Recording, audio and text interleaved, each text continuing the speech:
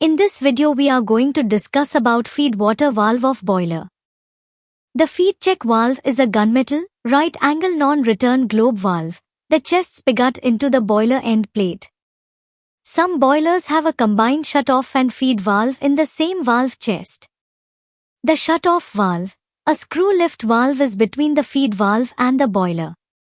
The boiler pressure is exerted on the screw lift valve.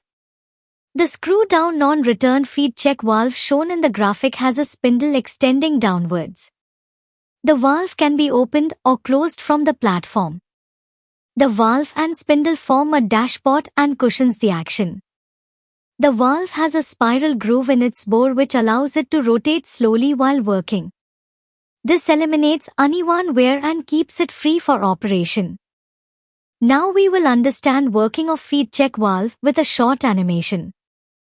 Some boilers are fitted with a combined shutoff and feed valve accommodated in the same valve chest, used in both the main and auxiliary feed lines.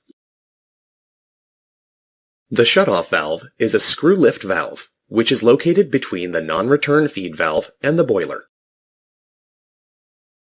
The boiler pressure is exerted on the screw lift valve. The non-return feed valve avoids the risk of boiler contents discharging out of the feed line in case of rupture of feed line.